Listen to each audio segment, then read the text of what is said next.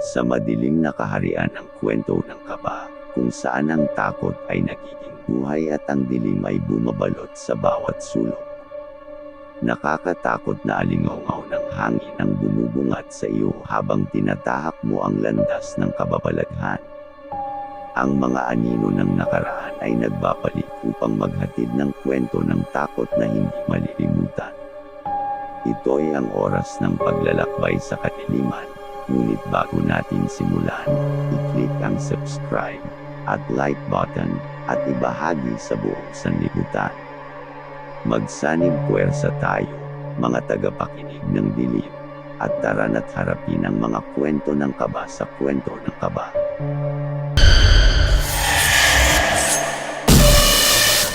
Ang nakakatakot na pintuan sa bahay ni Lola.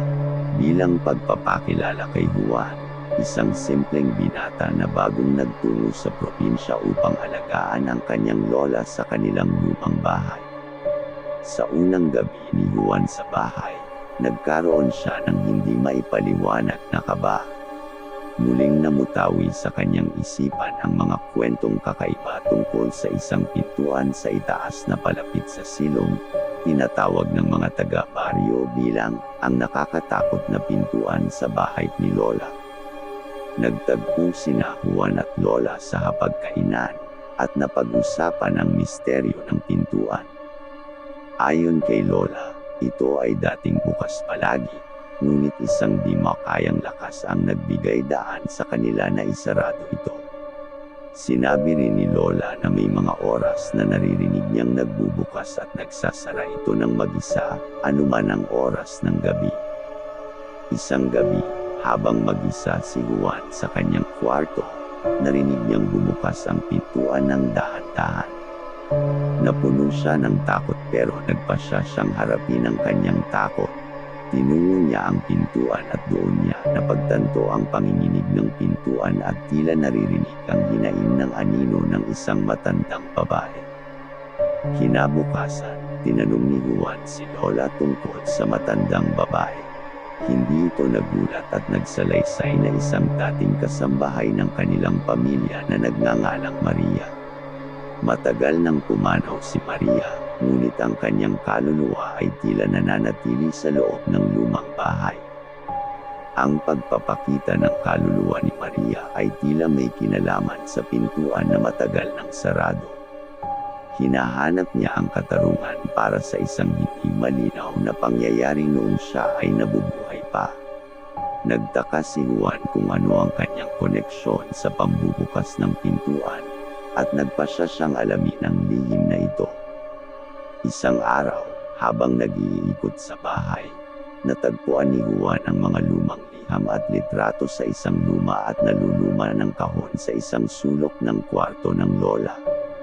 Sa pag-aaral ng mga dokumento, natuklasan ni Juan ang hindi pala alam na isang lihim na pag-aari ng kanilang pamilya.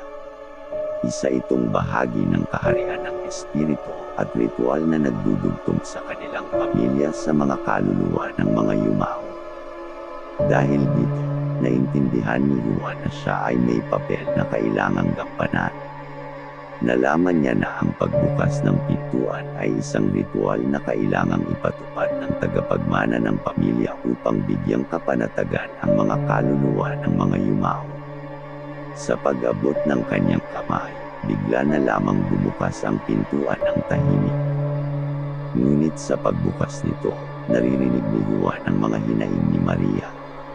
Ipinakita sa kanya ang kanyang hindi malilimutang alaala, isang hindi mapaliwanag na trahedya na tila ba nag-iwan ng sugat sa kanyang puso.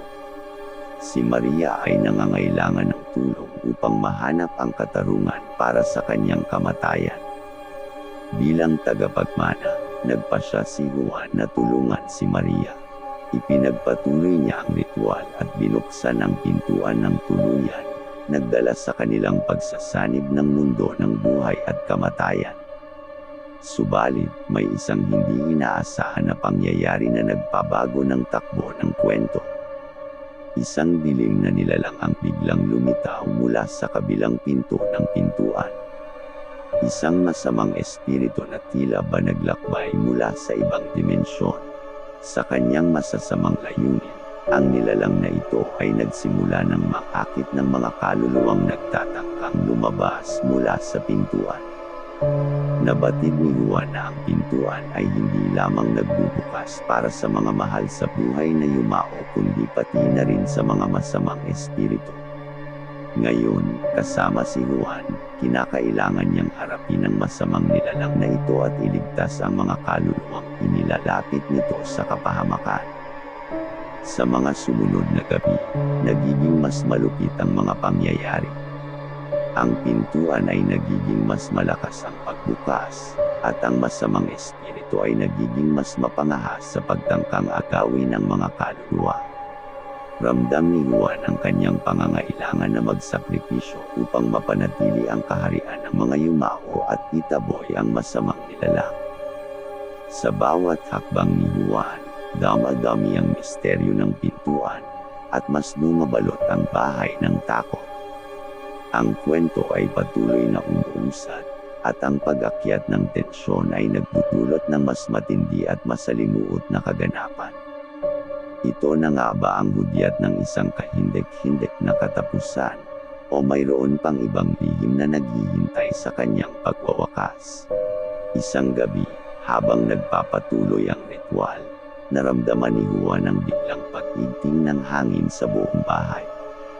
Ang pintuan ay nagbukas ng mabilis at naramdaman ang presensya ng masamang espiritu na mas lumakas at mas malupit kaysa sa mga naunang pagkakataon.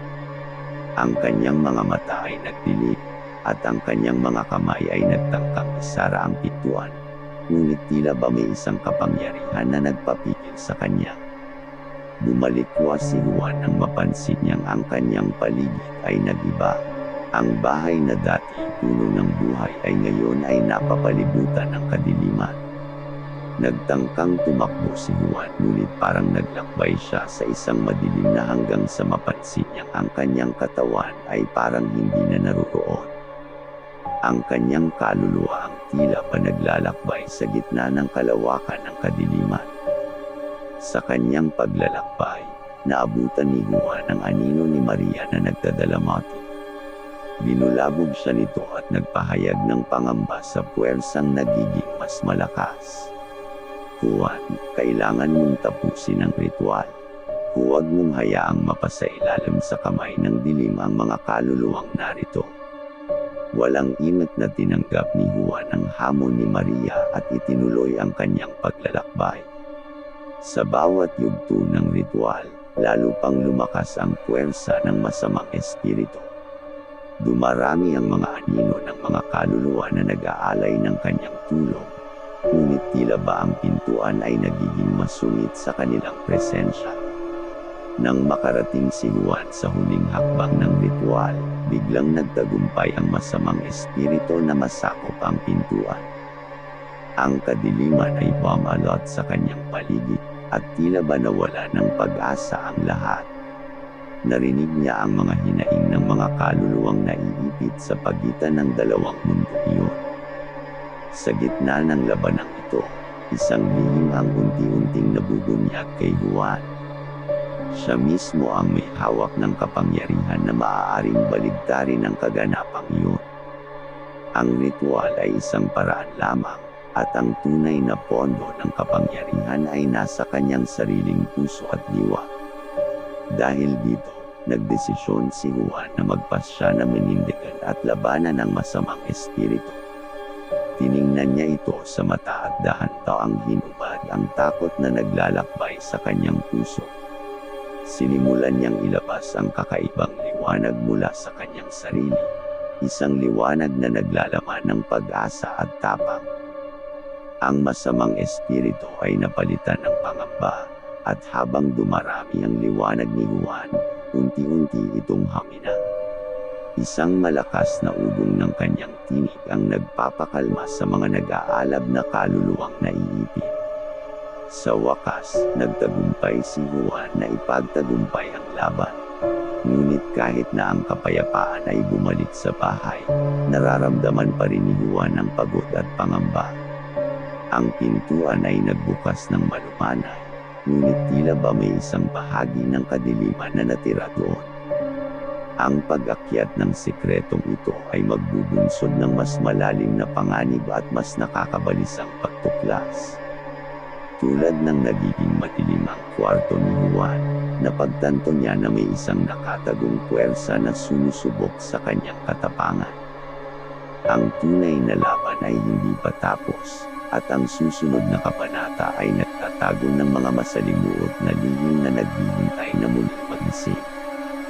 Ang kanyang misyon ay tuloy ang ritual ay tila ba nagiging mas komplikado, at mas marami pang panganib ang naghihintay sa kanyang paglalakbay sa mundong iyon ng mga kaluluwa.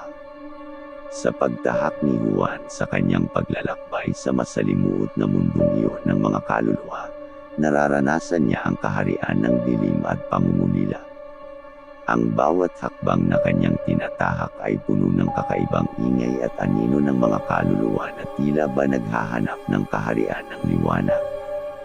Sa kanyang pag-ikot sa madilim na paligid, nakakarinig si Juan ng mga malaplam na hinaing at masalimuot na mga kwento ng mga yumao. Ang isang boses ng isang batang naglalaro sa mga tabi-tabi, ang umiiyak na ina na naghahanap sa kanyang nawawalang anak, at ang nagdaramdam na kaluluwang hindi makapagpahinga. Lahat ito ay nagiging bahagi ng kanyang makakatandang mga damdamin. Habang naglalakbay si Juan, napagtanto niya na may isa pang pintuan na tila ba nanganganib na mabuksan. Hindi ito katulad ng pintuang nakakonekta sa kanyang pamilya, kundi isang pintuan na nagdudulot ng lagim sa mundo iyon. Hinanap niya ang pinagmula ng panganib na ito at natagpuan ang isang naglalakihang pintuang tila'y nagbubukas papunta sa kamatayan. Naglakbay si Juan sa masalimuot na kaharian ng mga kaluluwa, na may bitbit na lihim na maaaring magbigay sagot sa kanyang mga tanong. Napagtanto niyang ang kanyang pagtuklas sa lihim na ito ay magdadala sa kanya sa mas mabigat na responsibilidad kaysa sa unang ritual na kanyang isinagawa. Sa pagtahak sa madilim na landas, nadatnan ni Juan ang isang lumang silong. Doon, isang pangkat ng mga anino ang naghihintay na tila ba naglalaro ng kaharian ng kadiliman. Napagtanto ni Juan na ang mga ito ay mga kaluluwang hindi makatulog sa kapayapaan dahil sa hindi natapos na gawain o mga pangarap na nais pang tuparin. Sa kanilang harap, lumitaw ang pinuno ng grupo, isang lumang binata na nagngangalang Andres. Ayon kay Andres, ang kanyang pangarap ay hindi natupad noong siya'y nabubuhay pa, at ngayon ay nagdudulot ng kaharian ng dilim. Nakiusap si Andres kay Juan na tulungan siyang matagpuan ang katuparan sa kanyang pangarap upang matapos na ang kanilang pangungulila. Kahit na nanganganib ang kanyang sariling misyon, nagdesisyon si Juan na tulungan si Andres at ang kanyang pangkat. Isa-isang tinupad ni Juan ang mga nais ng bawat kaluluwa. Naglalakbay mula sa isang lugar patungo sa isa pang lugar sa kaharian ng dilim. Ngunit, habang ginagawa ni Juan ito, napagtanto niyang ang pintuan ng kamatayan ay mas nagiging malapit at mas madalas nang bumubukas. Habang si Juan ay abala sa kanyang misyon, damadami ang mga panganib na kanyang kinakaharap. Ang mga masamang espiritu ay nagsusumiklap, at ang kanyang sariling kaluluwa ay nagiging mas laban sa pag-angkin ng kadiliman. Nangako si Juan sa sarili na ituloy ang laban, alang-alang sa kapayapaan at katarungan ng mga kaluluwang naiipit sa mundong iyon. Subalit, may isang lihim na nag-aalam sa kanyang kalooban. Habang tinutupad niya ang mga pangangailangan ng mga kaluluwa, nararamdaman ni Juan ang pag-usbong ng isang mas malupit na panganib. Ang pinakamadilim na bahagi ng kaharian ay nagbubukas, at ang masamang nilalang na siyang nagtataguyod ng kadiliman ay unti-unting lumalaya. Ang pintuan ng kamatayan ay bumubukas ng mas malakas, at sa bawat pag-ikot ng oras, nararamdaman ni Juan ang paglakas ng masamang espiritu. Nagiging mas malupit ang laban, at ang kanyang sariling pagkakatao ay nauugma na sa pag-usbong ng kadiliman. Paano niya ito matutugunan? At gaano kalalim ang kanyang kahandaan sa harap ng masalimuot na takbo ng mga pangyayari? Sa paglipas ng mga araw, nadarama ni Juan ang tumitindi at bumabalot na dilim sa paligid. Ang mga kaluluwang kanyang tinutulungan ay nagiging mas nanganganib habang mas nagiging malakas ang kapangyarihan ng masamang espiritu na naglalakbay mula sa pintuan ng kamatayan.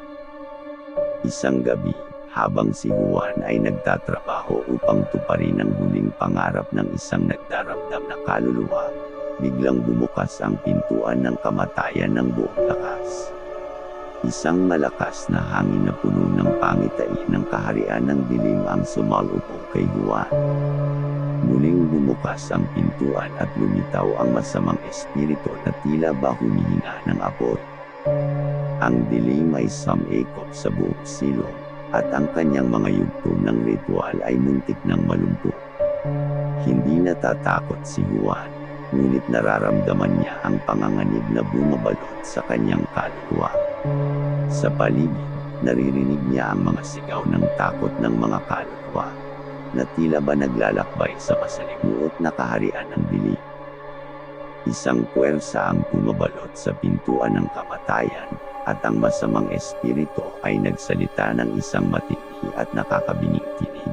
Juan, nagising na ang totoong diwa ng dilim, at ako ang nagdadala nito. Ako ang pag-asa ng mga nasasakupan ko sa pagsalakay sa mundo ng mga buhay. Habang lumalaban si Juan, napagtanto niya na ang pintuan ng kamatayan ay isang daan patungo sa kapangyarihan na hindi kayang pigilan ng karaniwang tao. Ngunit sa kanyang loob, sumiklab ang lihim na lakas na kanyang nadadama mula sa ritual. Ipinaglaban ni Juan ang sarili laban sa lumalabas na pagiging masamang espiritu, at nagbanta na hindi niya papayagang mapasailalim sa kanyang kontrol. Sa kanyang pag-atake, lumikha si Juan ng liwanag na sumiklab mula sa kanyang sarili. Isang liwanag na nagdudulot ng pangilabot. Ngunit ang masamang espiritu ay tila ba lalong lumalakas. Ang pintuan ng kamatayan ay patuloy na naglalakbay sa buong silong, at ang mga anino ng mga kaluluwa ay nagtatagisan ng lakas sa kaharian ng dilim. Nang biglang huminto ang oras, isang anino ng isang matandang babae ang lumitaw. Si Maria, na dati nagluluksa at ngayon ay puno ng galit at hinanakit, ay nagbanta kay Juan na kailangan niyang mapatino ang pintuan ng kamatayan o magiging daan ito sa pagbagsak ng kaharian ng mga yumao. Sa kabila ng pagtangka ni Juan na kausapin si Maria, parang wala siyang narinig. Ang masamang espiritu ay patuloy na nagmamalupit at sumisiklab, habang ang kanyang pag-aalab ng kadiliman ay lalong tumitindi. Tila ba ang lahat ay napapalibutan na ng kamatayan, at ang ritual ni Juan ay nagiging paraan para sa kanyang sariling kapahamakan.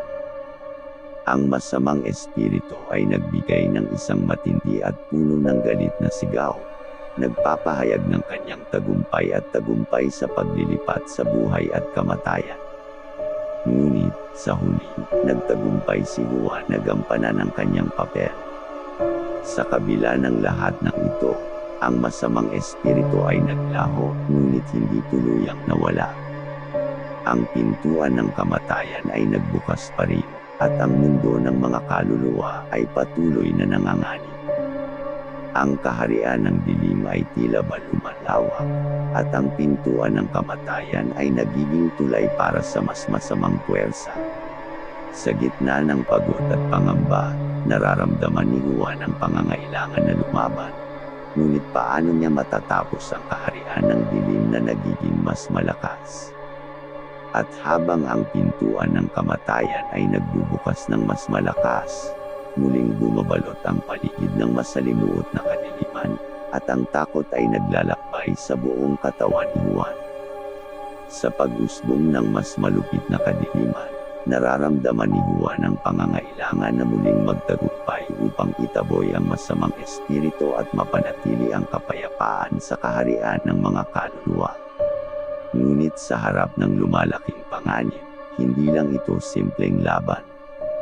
Ang mismong pagkakakilanlan ni Juan ay tila ba nahahati, at ang kanyang sariling pagkatao ay nahahaluan na ng kadiliman. Nang muling bumukas ang pintuan ng kamatayan, tila ba isang sigaw ng pagkasindak ang sumalubong kay Juan. Ang masamang espiritu ay lumutang mula sa pintuan, puno ng galit at kasamaan.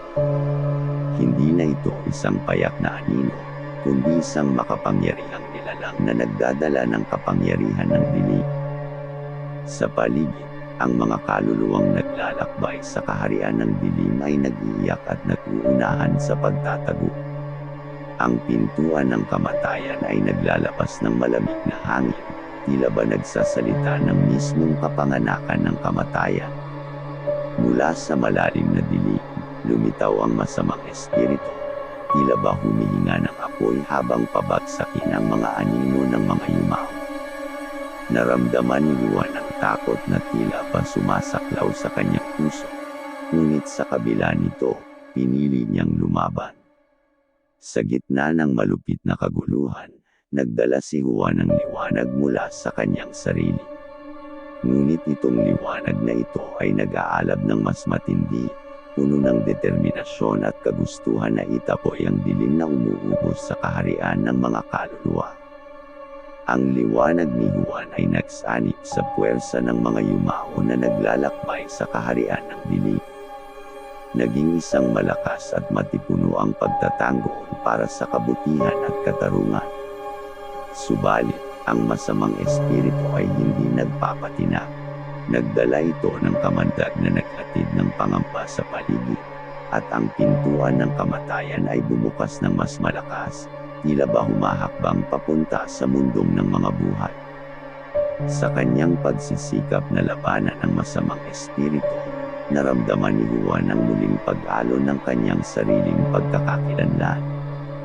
Ang kadiliman ay nagtatangkang sampikot sa kanyang puso, ngunit sa huling sandali, naisip ni Juan ang mga mahal niya sa buhay at ang misyon na kanyang tinanggap. Nagdesisyon si Juan na harapin ang masamang espiritu sa mismong pinto ng kamatayan. Ang takot ay naglaho, at sa kabila ng mabilis na pagtibok ng kanyang puso, naglakbay siya patungo sa kamatayan. Ang pintuan ay nagbukas sa harap niya, at doon ay humarap si Juan sa mismong nilalang ng dilim. Ang masamang espiritu ay umangat mula sa pintuan, puno ng kapangyarihan at galit. Ang buong silong ay napuno ng masithing kaharian ng dilim, at ang pintuan ng kamatayan ay bumukas pa ng mas malawak.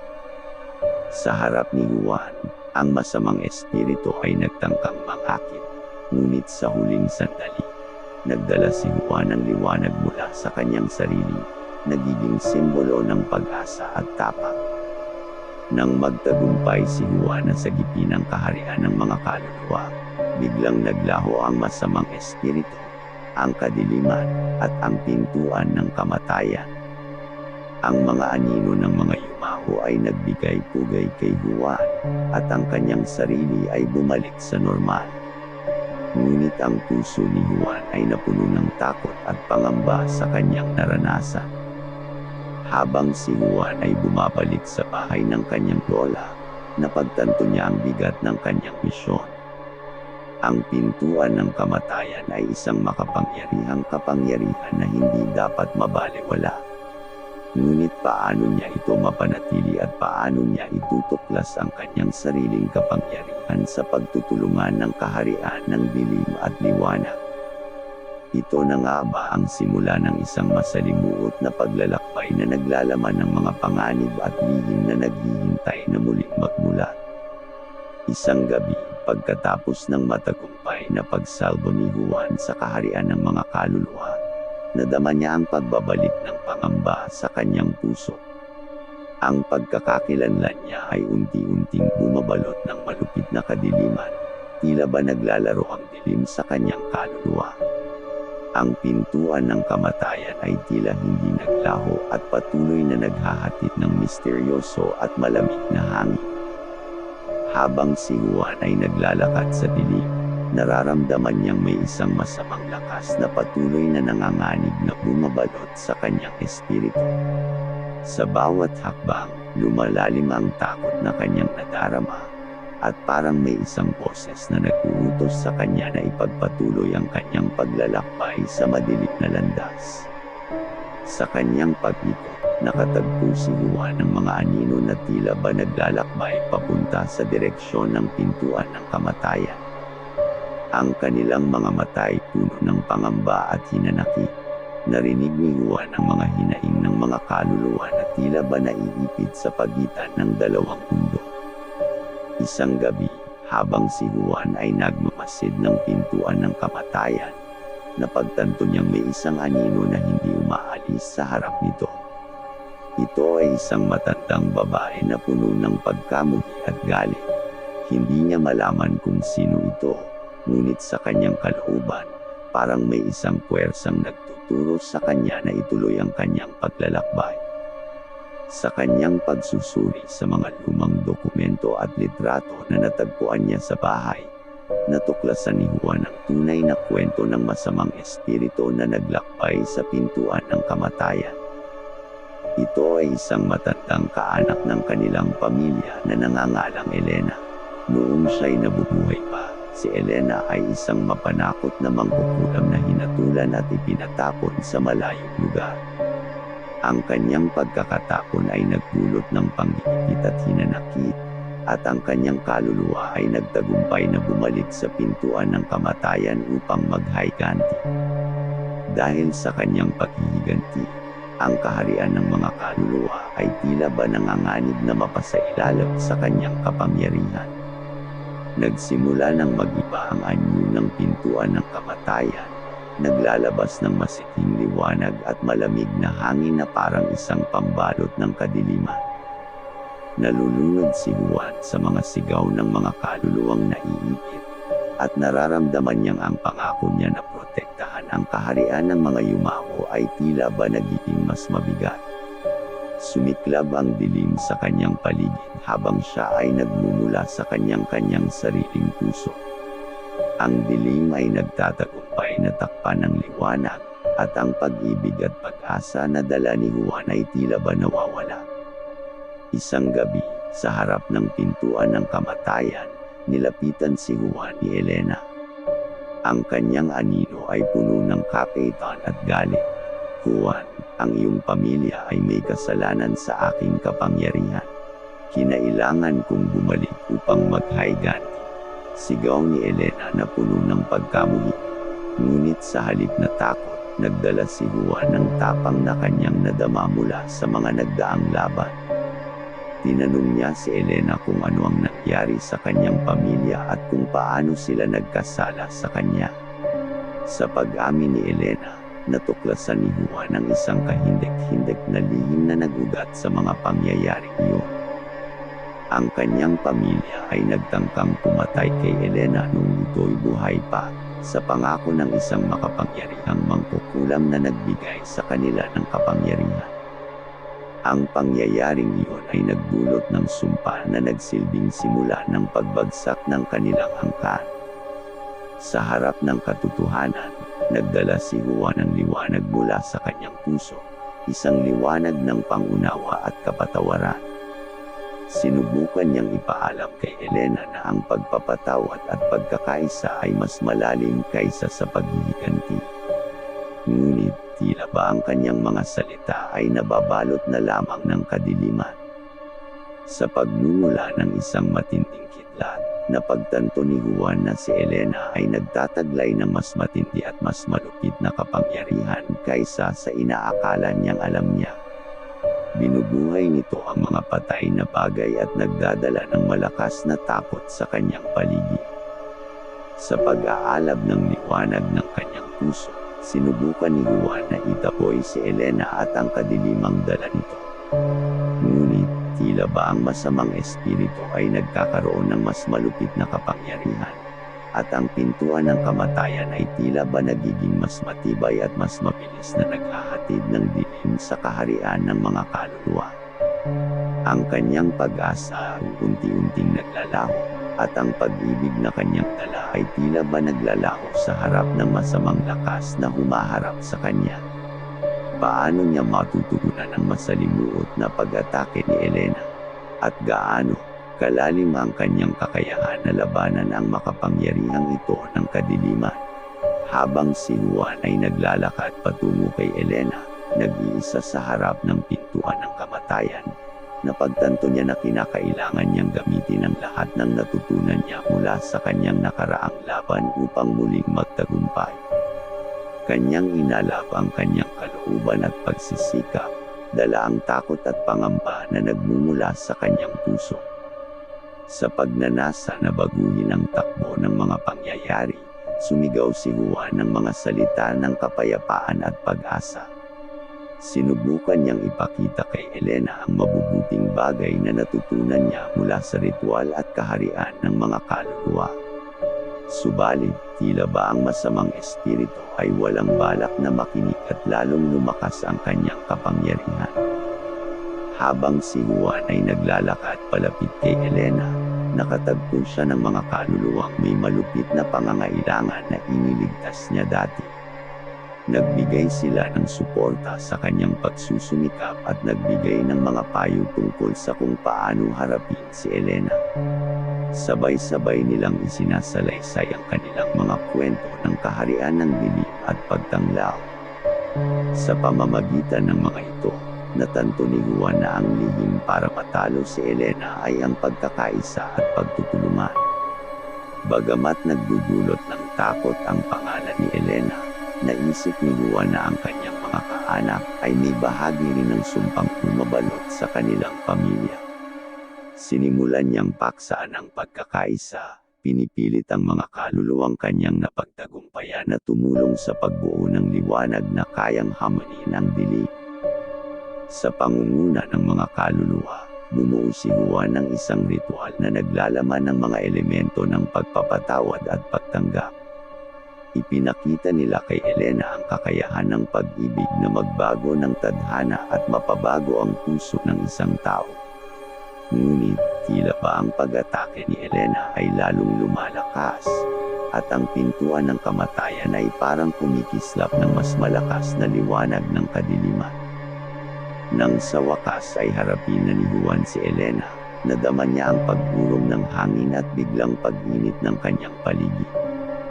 Parang isang bagay ang humahapit patungo sa kanilang direksyon, isang masamang lakas na nagdadala ng kamatayan at kapangyarihan.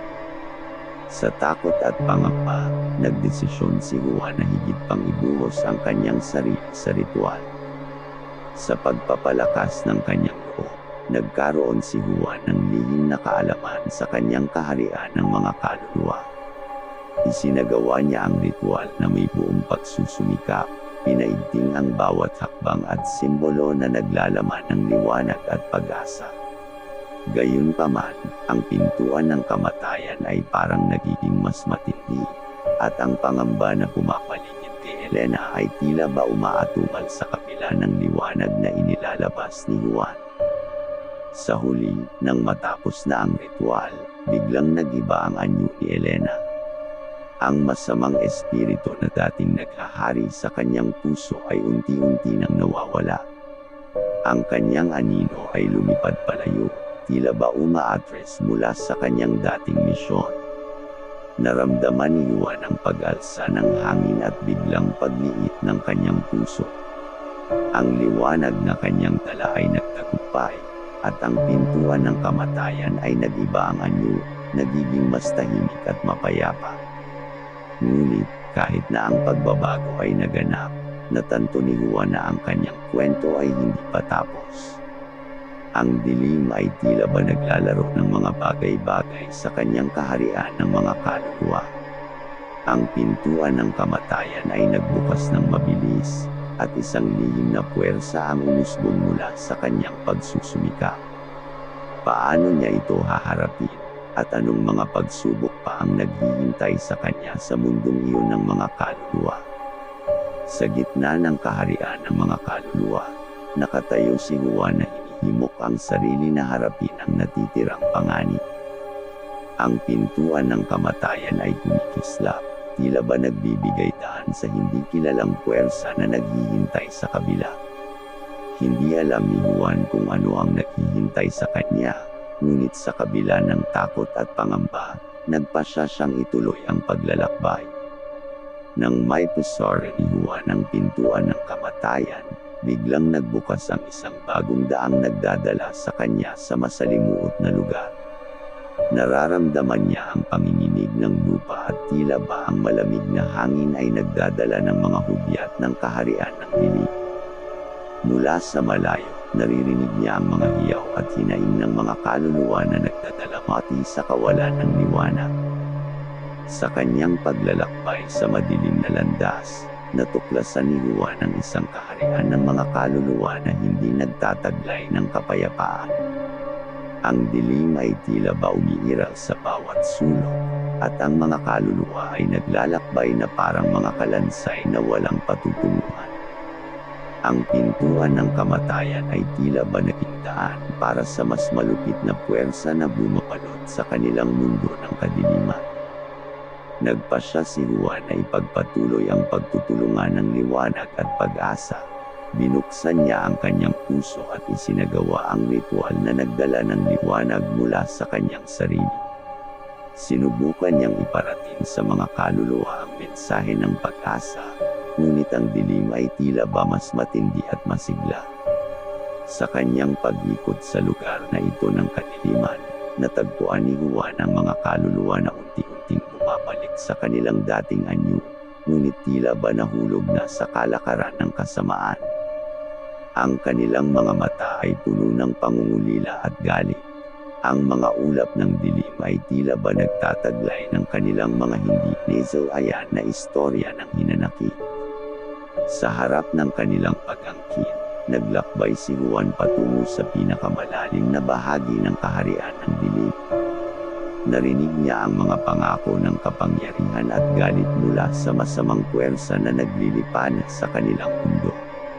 Nais niyang baguhin ang kanilang itinakda at ipakita na may pag-asa pa. Dala ang liwanag mula sa kanyang ritual, nagdesisyon si Juan na sumubok ng muli upang talunin ang masamang espiritu na nagdadala ng dilim sa kanilang kaharian. Sa kabila ng masalimuot na laban, nagtagumpay si Juan sa pagbibigay liwanag sa mga kaluluwa na tila ba naliligaw sa kawalan ng ilaw. Sa pag-alsa ng liwanag, ang pintuan ng kamatayan ay nagsara, at ang kaharian ng dilim ay unti-unting napalitan ng liwanag at pag-asa. Ang mga kaluluwa ay unti-unting naglakbay patungo sa kapayapaan, at ang mundong iyon ng mga kaluluwa ay tila ba nagkaroon ng bagong simula. Ngunit kahit na ang tagumpay ay naroon, napagtanto ni Juan na ang paglalakbay ay hindi tapos. Ang kanyang misyon ay maaaring nagwakas sa lugar na iyon ng kadiliman, ngunit tila ba may bagong pagsubok na nag-aabang sa labas ng kanilang mundong yaon. Ang pintuan ng kamatayan ay naglalaban, nagbubukas at nagwawakas, tila ba nagdudulot ng misteryo at pagtataka. Huli, sa harap ng napakalaking pintuan ng kamatayan, nakatayo si Juan, puno ng pangungulila ngunit puno rin ng tapang at pag-asa. Ang kanyang mata ay nakatutok sa hindi kilalang hinaharap, handang harapin ang anuman ang nag-aabang sa kanya. Dahil sa huli, si Juan ay hindi lamang isang tagapagtanggol ng mga kaluluwa, siya rin ang nagdala ng liwanag sa madilim na kaharian. At sa pagtatapos ng kanyang kwento, bukas ang pintuan ng kanyang kapalaran. Subscribe to Kwento ng Kaba para sa mas marami pang nakakabighaning pakikipagsapalaran at misteryosong mga kwento ng kahindik-hindik. Mag-like at i-share para kumalat ang liwanag at dilim. Maraming salamat.